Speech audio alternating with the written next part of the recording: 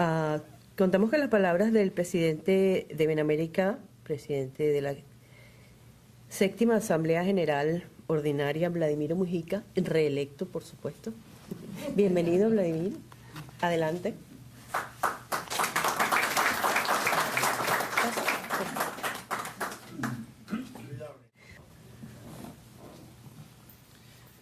Bueno, buenos días a todos y por supuesto me uno al agradecimiento por estar hoy aquí con nosotros, un día sábado a esta hora.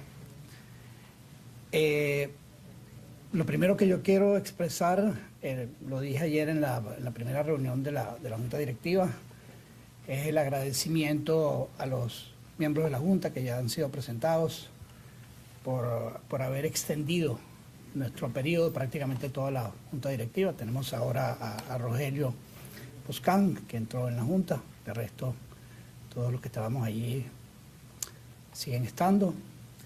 Y eso es un reconocimiento importante a lo que ha sido la gestión de Benamérica. La gestión no solamente de la Junta Directiva, la gestión de todas las organizaciones que tienen que ver con Benamérica, de manera muy importante los comités sectoriales, pero hay también, y eso es importante destacarlo desde el comienzo, que Benamérica es en cierta forma, una red de familias cercanas, vamos a ponerlo así. Y esas familias cercanas tienen que ver con organizaciones cuyo núcleo de partida fue precisamente Benamérica, y en eso la visión de nuestro fundador, Luis Corona, que está acá sentado, fue esencial, y también la de nuestro segundo presidente, Graciano Padrón, y que esa red va, por supuesto, parte de Benamérica, CAIDI, con Eva Caputo acá, CICIBEN, que es una organización muy importante que tiene que ver con las demandas y los requerimientos ante la Corte Penal Internacional, y en la cual Benamérica estaba involucrado desde el comienzo, y estamos avanzando hacia una alianza con CICIBEN. La Coalición por Venezuela, aquí tenemos uno de los miembros de la directiva de la Coalición por Venezuela, Ricardo Pinza. El Movimiento Ciudadano Venezolanos en el Mundo, una buena parte de los que están en la directiva de Benamérica son a la vez miembros del Comité Ejecutivo del Movimiento Ciudadano Venezolanos en el Mundo, que preside Humberto Calderón.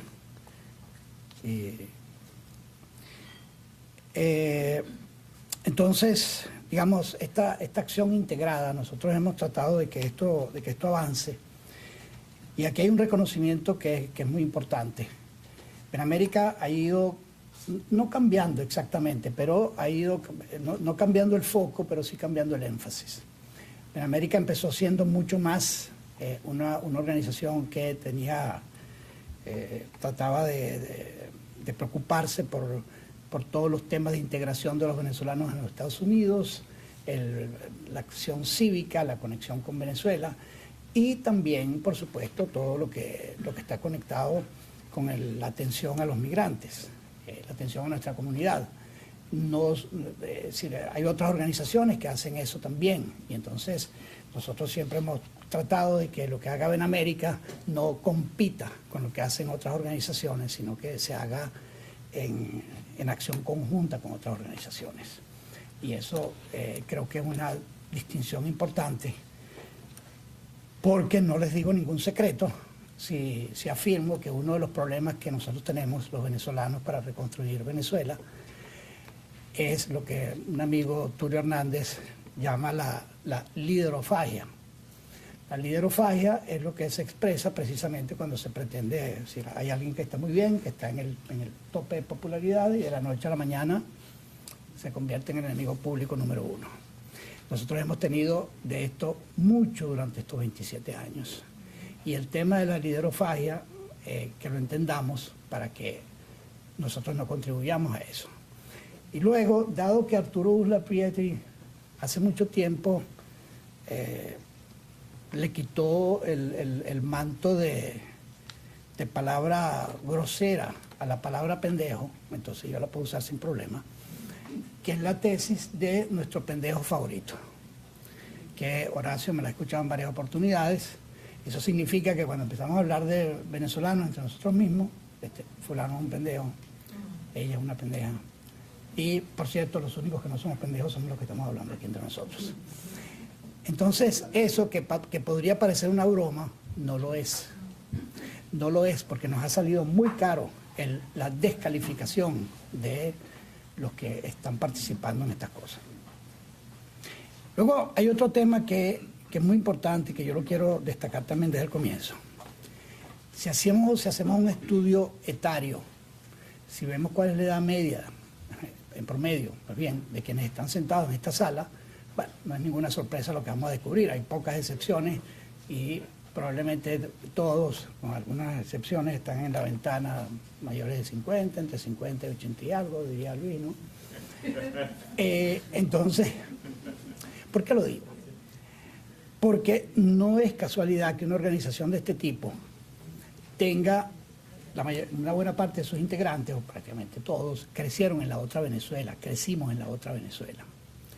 Y anoche estaba hablando con un amigo que me preguntaba, bueno, ¿y qué es lo que tú pretendes haciendo todas esas cosas que están haciendo ustedes?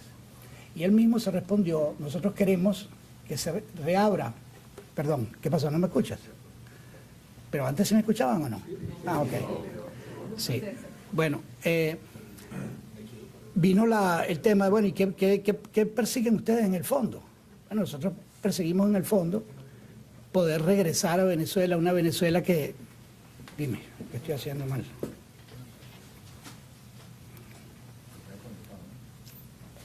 ¿Sí? Aló. Acercarte un poquito más. Ok, está bien. Entonces,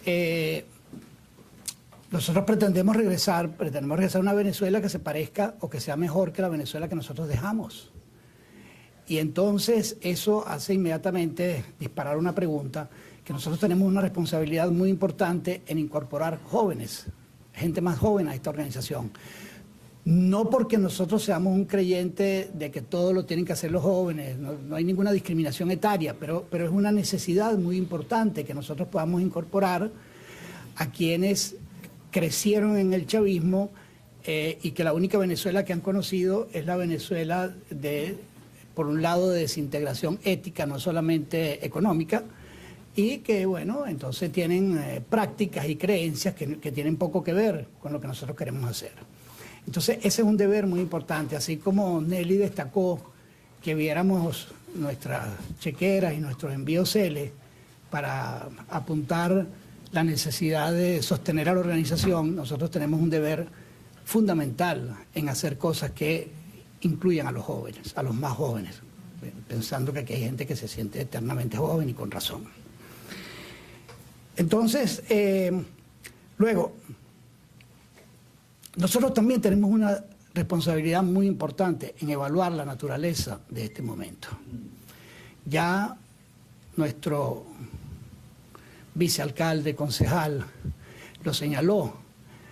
Han pasado cosas muy importantes desde enero, y antes también, porque no es que lo de enero fue un evento aislado, venía una historia de construcción, venía una historia de respuesta de los venezolanos en Venezuela que permitió que las circunstancias para lo que ocurrió en enero se dieran.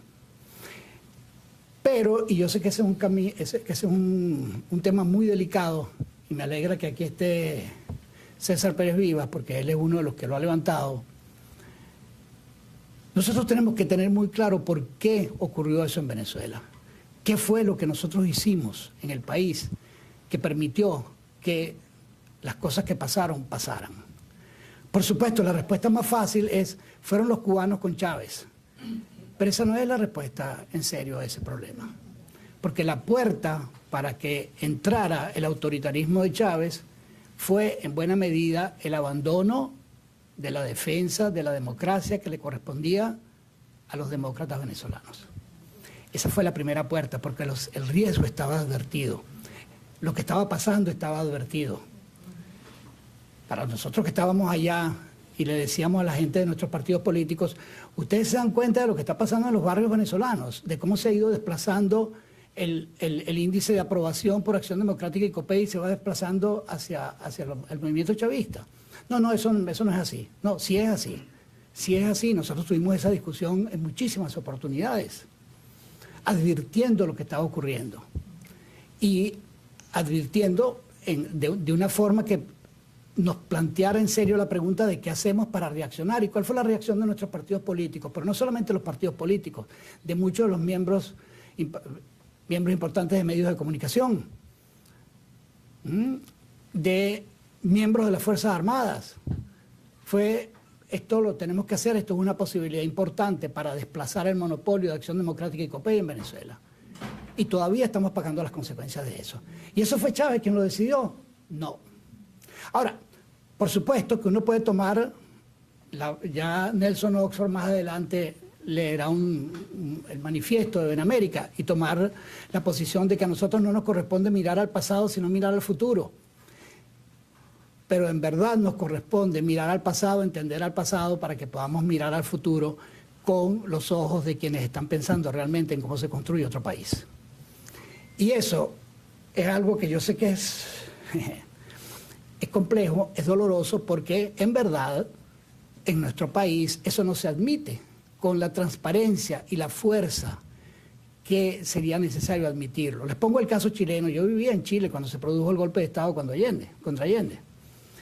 Y ya estaba advertido en todo el país lo que estaba ocurriendo por el fraccionamiento de toda la unidad popular, todo lo que estaba detrás del gobierno de Allende y por los propios conflictos dentro del gobierno y por lo que estaba ocurriendo con los militares.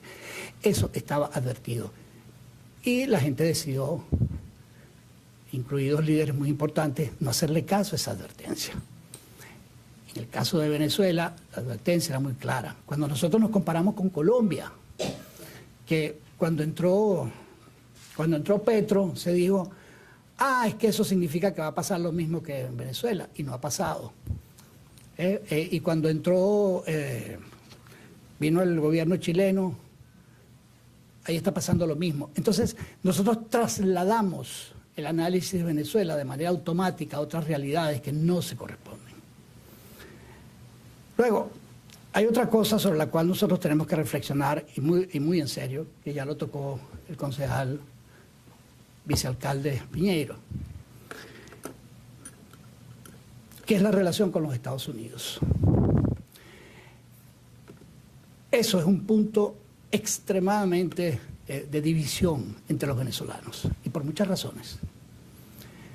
La que tiene que ver con si están afiliados a una organización política. Entonces los que se creen cercanos de lo que está haciendo el presidente Trump o de los republicanos, y quienes se creen cercanos o son cercanos al Partido Demócrata, tienen posiciones abiertamente irreconciliables. Y entonces nosotros seguimos insistiendo, como lo dice otro de nuestros socios en la Alianza Benamérica, William Díaz, el presidente de la red de Casas de Venezuela en los Estados Unidos.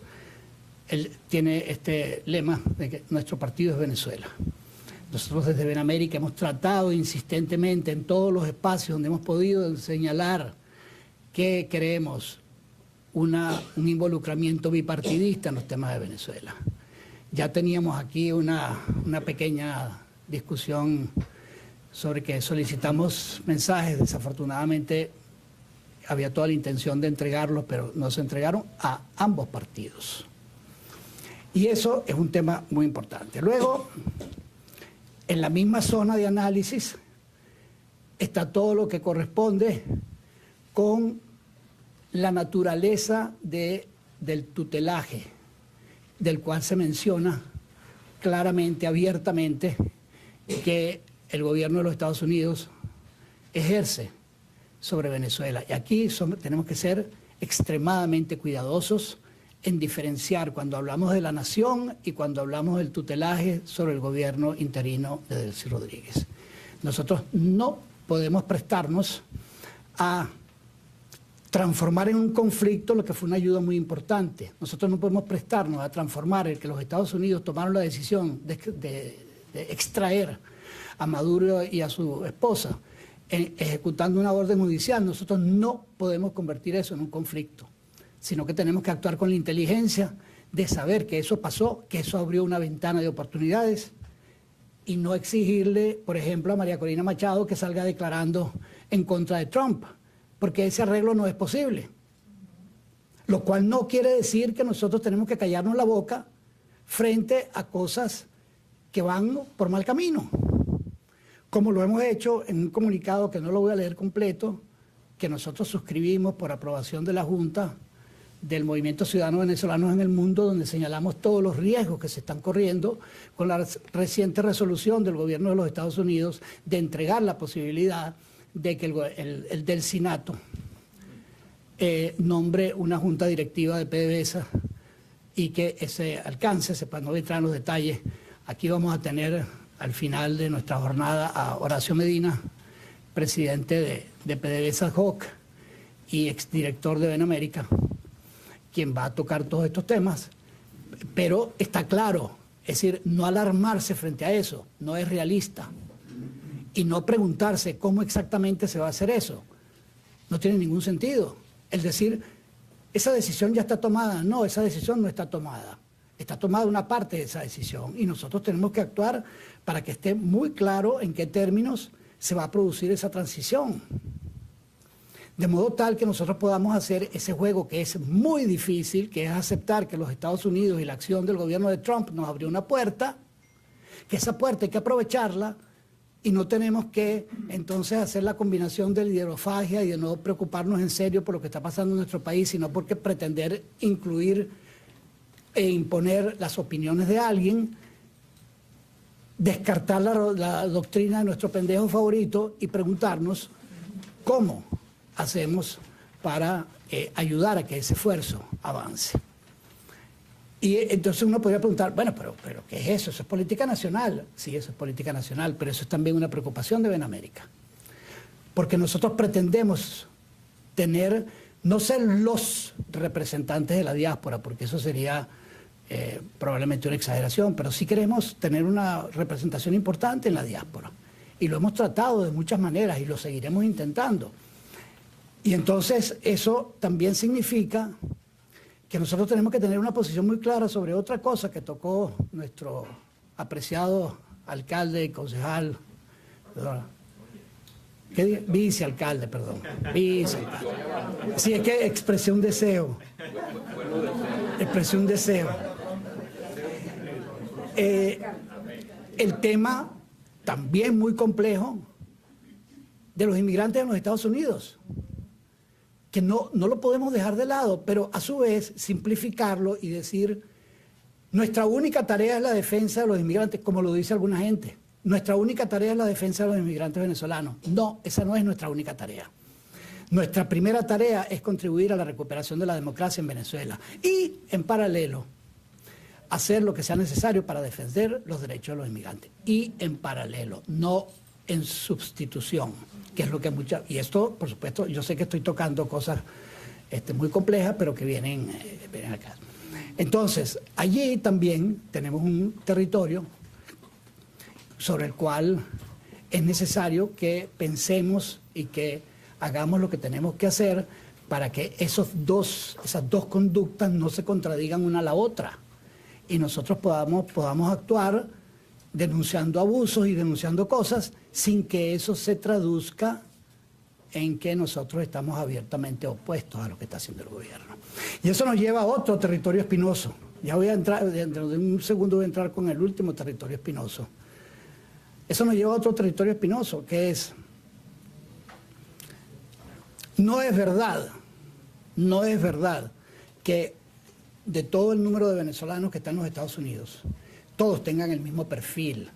Los que entraron al comienzo tienen un perfil específico y eso lo ha destacado uno de nuestros aliados en FIU, Eduardo Gamarra, destacando que los que vinieron primero, los que tienen, cuando se hablaba de la diáspora venezolana como la que tenía el mayor nivel intelectual y educativo de todas las diásporas, ese es un grupo de venezolanos.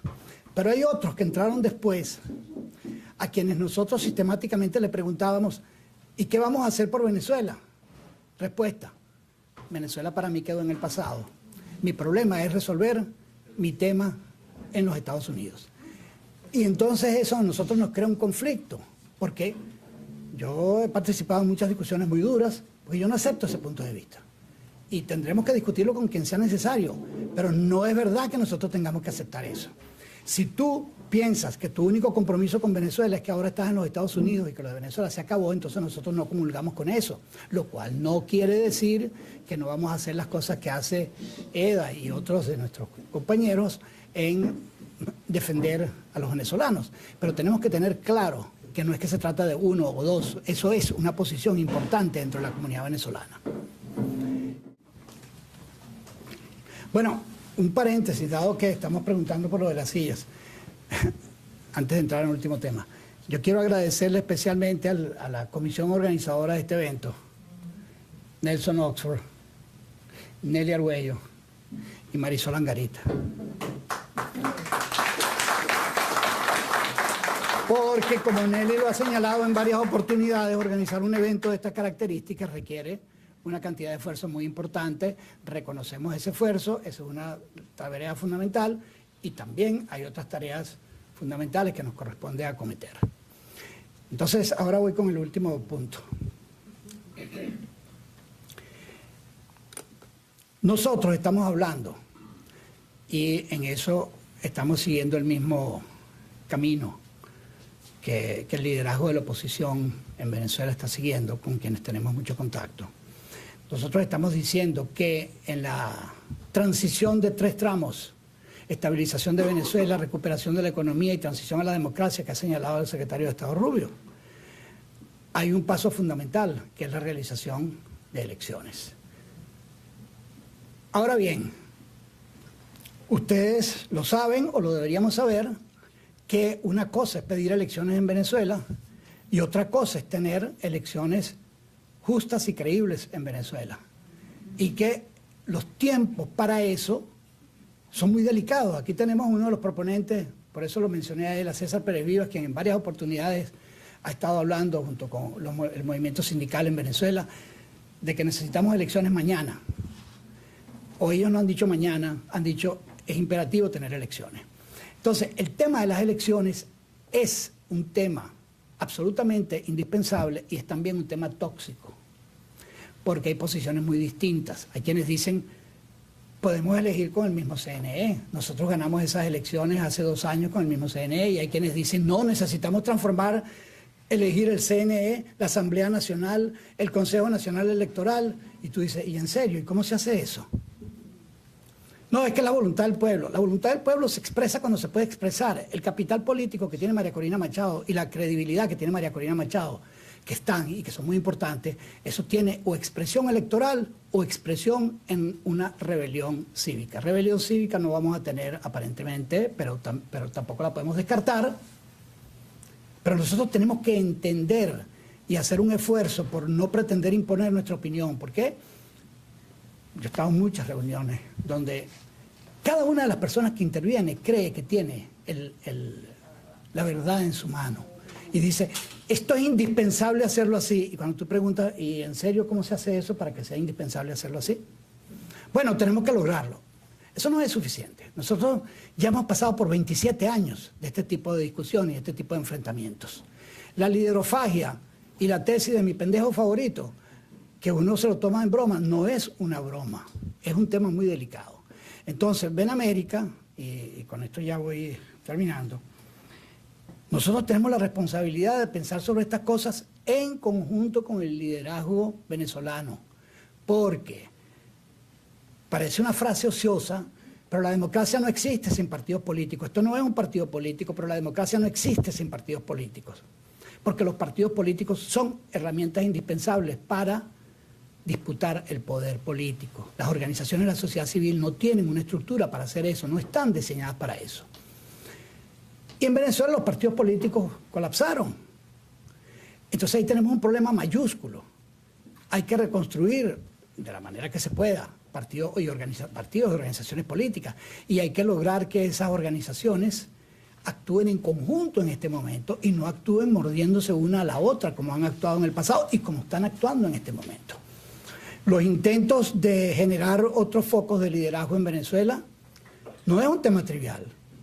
No es un tema de que Enrique Márquez estuvo con Trump en el State of the Union y eso no tiene ninguna significación. Eso tiene mucha significación y cuando regresa a Venezuela se convierte en otra cosa. Entonces, el pedir el pedir que hayan elecciones en Venezuela tiene en buena parte que ver con si María Corina Machado puede entrar o no a Venezuela. Y eso es un tema, porque está claro que en este momento la administración del presidente Trump considera que la presencia de María Corina Machado en Venezuela representa un riesgo para la paz en el país. ¿Nosotros creemos eso? No, pero no podemos descartar eso como si eso no existiera. Y decir, María Corina regresa mañana. Eso no es posible. Y entonces, esa posición puede cambiar.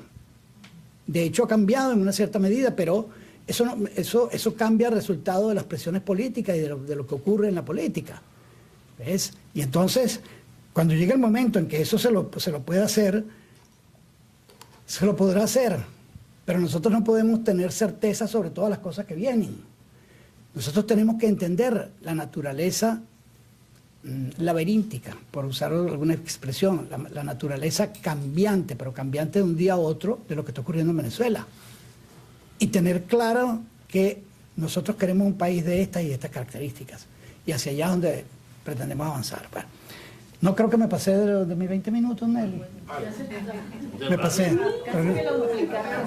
Claro, bueno. Pero eso fue por las sillas, Nelly. Todo eso fue el tema de las sillas. Entonces, les agradezco nuevamente su presencia aquí. Es mucho lo que nos queda por hacer. Le agradezco especialmente a nuestros dos intérpretes del himno de los Estados Unidos y del himno de Venezuela. Y Nelly, todo tuyo. Gracias.